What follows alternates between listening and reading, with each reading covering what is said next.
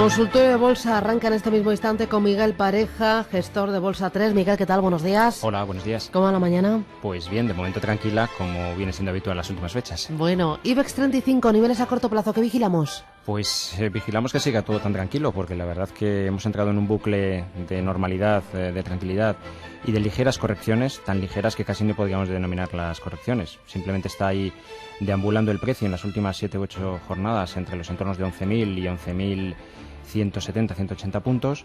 Es irrelevante ver un 11.100 o ver un 11.025, por citar dos cifras que están dentro de ese rango, porque lo que estamos viendo es una consolidación. Estamos viendo un ajuste más en tiempo que en niveles. Recordamos que normalmente cuando se producen subidas fuertes como la que se produjo en la recta final de mayo y las primeras jornadas de junio, hay dos opciones. Los mercados ajustan, corrigen, desandan parte del camino alcista de forma rápida, o bien pasan varias jornadas consolidando en los mismos niveles en lo que podríamos denominar rango lateral. Esta es posiblemente la segunda hipótesis, la que se esté produciendo en estos momentos. Hay que recordar que llevamos prácticamente 7 u 8 sesiones pues simplemente cotizando por encima de los 11.000 puntos, entre 11.000 y 11.000 y pico, como hemos comentado anteriormente, gastando tiempo, pero sin generar en ningún caso deterioro de lo que es la tendencia alcista ni de corto ni de medio plazo. Una primera referencia para responder a su pregunta pues podrían ser los 10.950 puntos. Ha sido el mínimo de esta ligera corrección de las últimas sesiones y por tanto puede darnos un poco el nivel de toque de si va a haber más bajadas o vamos a seguir aguantando en estos niveles. De momento el mensaje, el resumen sería que hay cierto equilibrio en el corto plazo entre compradores y vendedores, entre dinero y papel en estos niveles por encima de los 11.000 puntos, y que solo podríamos empezar a pensar que la balanza empieza a decantarse hacia el lado de los vendedores mínimamente en el corto plazo por debajo de los 10.950 y de una forma un poco más contundente pues por debajo de ese escalón que se marcó en las primeras sesiones de junio en la zona de 10.650. Por tanto, podemos hablar de que a efectos de índice existe margen de confianza, existe margen después de la subida que se ha producido para que pudiera haber algo de ajuste, algo de cesiones y la estructura seguiría siendo potencialmente alcista todavía. Nos vamos con los oyentes que tenemos ya unos cuantos, una larga lista, ¿no? Sí. Mallorca, Julián, buenos días. Sí, hola, buenos días. Dígame usted. Quería preguntarle al analista por BBVA Santander para el cortísimo plazo. Tenía intención de entrar, a ver cómo lo ve él. Muchas gracias. Gracias, muy amable. A ver. Pues de los dos, dado que han presentado un comportamiento bastante distinto en las últimas sesiones, o lo que es lo mismo, durante esta fase que hemos denominado de ligera corrección del IBEX 35, es de los máximos que se marcaron, uno ha corregido y otro prácticamente ni siquiera. El caso del BBVA sí que es verdad que ha tenido un cierto ajuste desde los niveles que llegó a acariciar al pie de los 10 euros hasta los entornos de 9,50 que ayer llegó a también acercarse, ahora mismo cotizan en entornos de 9,58 y por tanto de establecer un candidato nos decantaríamos más por BBVA que por Santander, que es que apenas se ha movido, está ahí en la parte arriba de su rango y no ofrece ni en el corto ni en el medio plazo quizás tanto margen de recorrido. Al fin y al cabo, cuando entramos en un precio lo que queremos no es tanto que esté quieto, sino que evidentemente pues se mueva y por supuesto que se mueva en dirección a la tendencia que hemos apostado, en este caso sería alcista.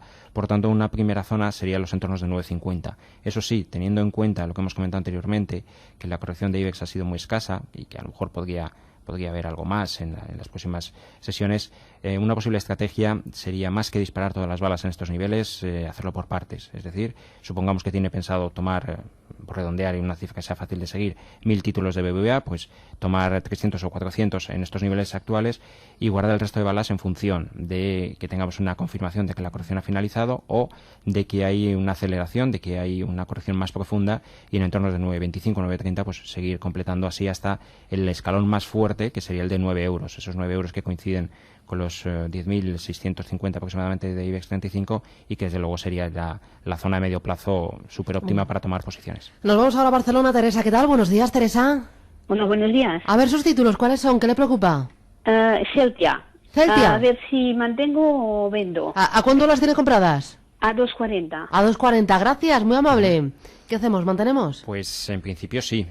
Solamente vamos a introducir un pequeño aspecto. En enero el título ya tuvo un comportamiento alcista, ya tuvo un comportamiento de subida hacia los niveles prácticamente que está cotizando en estos niveles actuales Hizo entonces, en las primeras jornadas del año, un máximo en 3,08. De momento, hoy lo tenemos cotizado en 3,02, ayer hizo un 3,05. Nos encontramos justo al pie de esa zona donde hubo, evidentemente, posiciones vendedoras, hubo papel y el resultado fue cesiones hasta niveles incluso hasta de 2,40. Una posible estrategia dinámica, si nos la acepta, y que desde luego en estas situaciones de títulos cotizando al pie de zonas de anteriores zonas de agotamiento, podría ser materializar parte. La plusvalía es importante, desde 2,40 hasta 3, y en términos porcentuales conviene, en primer lugar, materializar parte en la zona de 3 euros y al resto le colocaríamos un stop por debajo de 2,85. Es decir, solamente consideraríamos que Celtia ha vuelto a fracasar en la superación de la zona de 3 euros, como pasó en enero, si volviera a cotizar por debajo de 2,85. Mientras tanto, margen de confianza y mantener. Esa sería una estrategia. La otra estrategia, simplemente más completa, sería de momento mantener, por si acaso es capaz de superar esa zona de barrera. Eso sí, ese stop dinámico por debajo de 2,85 conveniente, porque sería una lástima que después de haber aguantado hasta aquí y tener esas plusvalías latentes, pues acabarían disipándose si hay una corrección finalmente. Jesús de Madrid, muy buenos días. Hola, buenos días. A ver, dígame esos títulos. Pues mire, yo le quiero preguntar sobre SACIR y Día.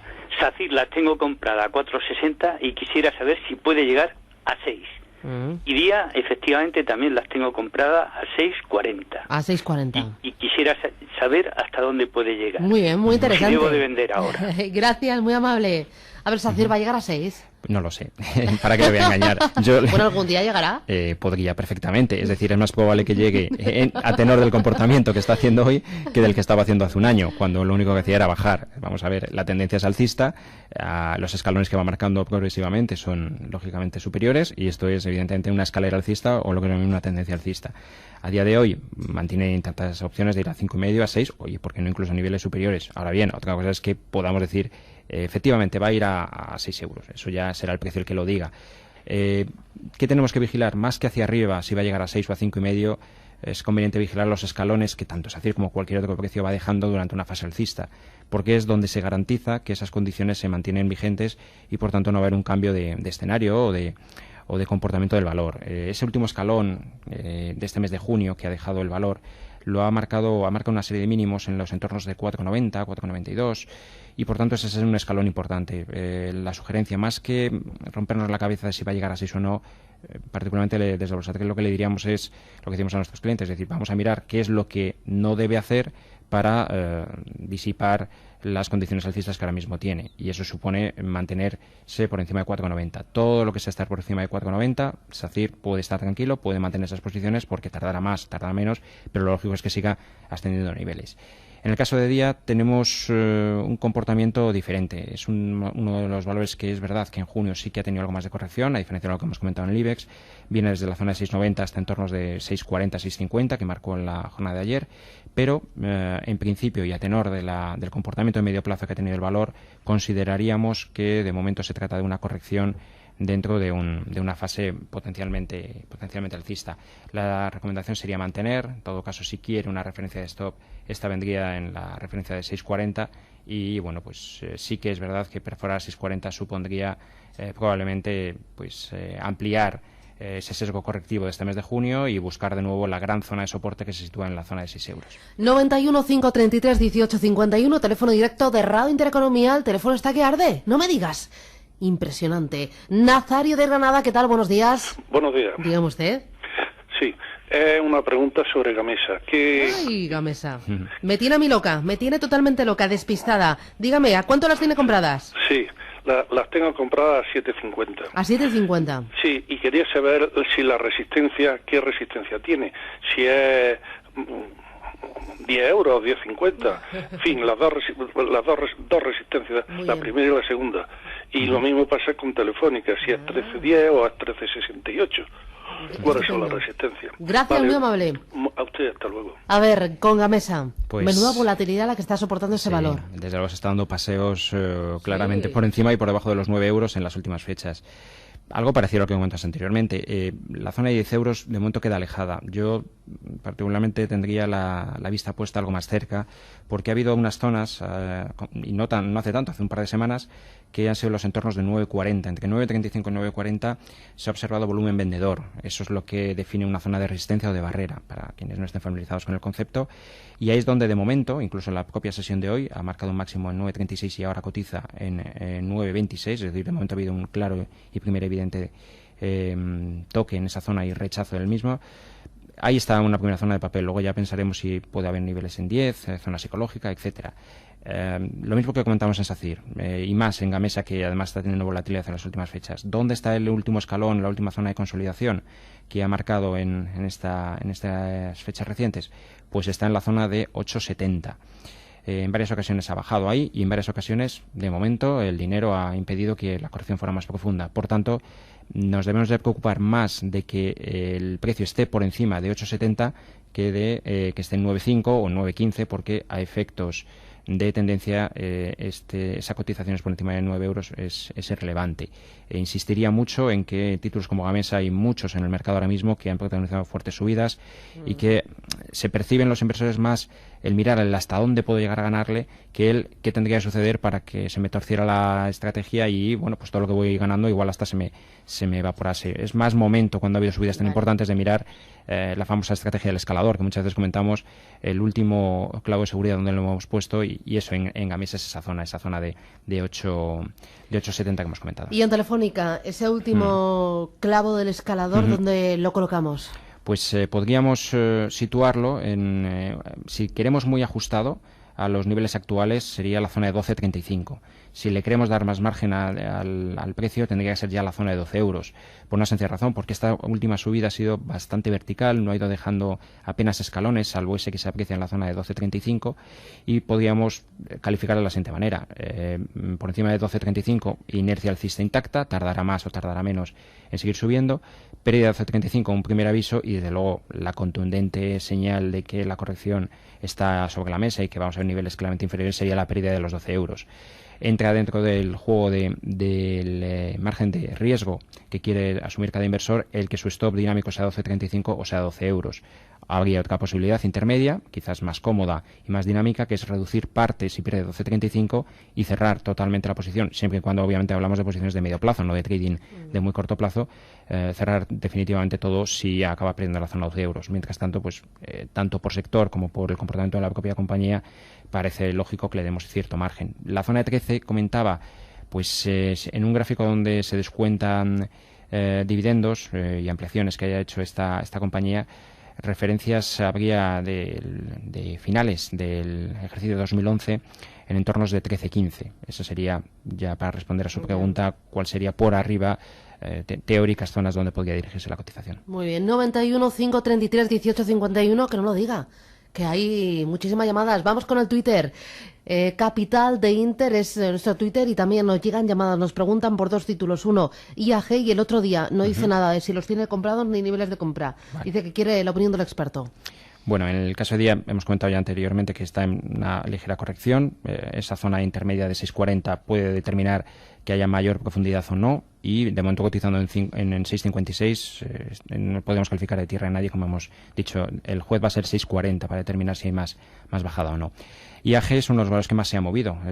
Empezó esta volatilidad la semana pasada cuando Lufthansa anunció un profit warning sobre las previsiones de negocio de la compañía, especialmente para el 2015, y de momento no podemos dar por finalizada la corrección. Esta corrección ha sido un movimiento desde 5,25 hasta la zona de 4,70, ahora cotiza en 4,75, y desde luego si la cuestión sobre IAG va enfocada a tomar o no posiciones, la recomendación sería esperar hacia niveles inferiores. En tornos de 4,40, 4,50 sería una zona consideramos más óptima, sobre todo porque el que sería el nivel teórico, de stop loss, que sería concretamente el mínimo marcado en el mes de mayo, el día 16 de mayo, sería 4.30 y por tanto ahí sí la ecuación riesgo-recompensa parece sensata. Es decir, tomar posiciones entre 4.40 y 4.50 con un stop por debajo de 4.30, pues bueno, puede parecer más manejable, más asequible que tomar simplemente posiciones aquí en 4.75 con un stop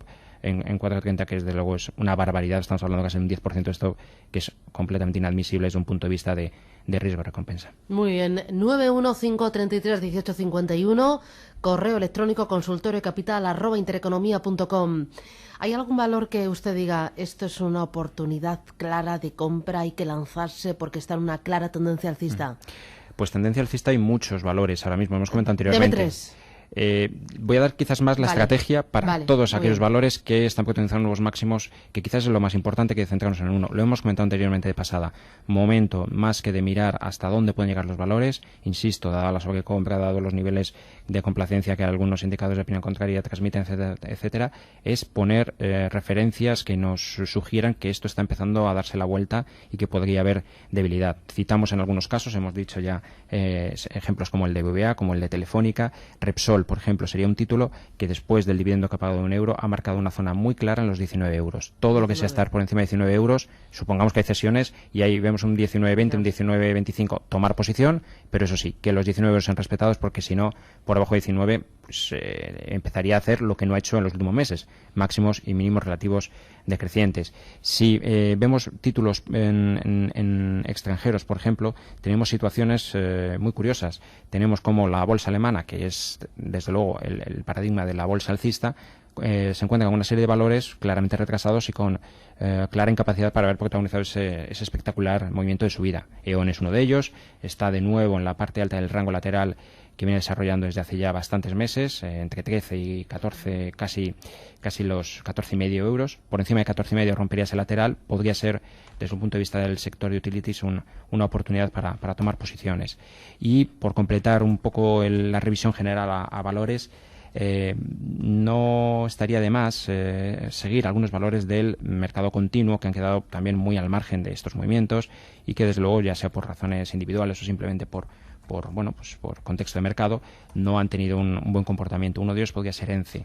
Es un título que a día de hoy todavía está presentando un componente claramente correctivo bajista.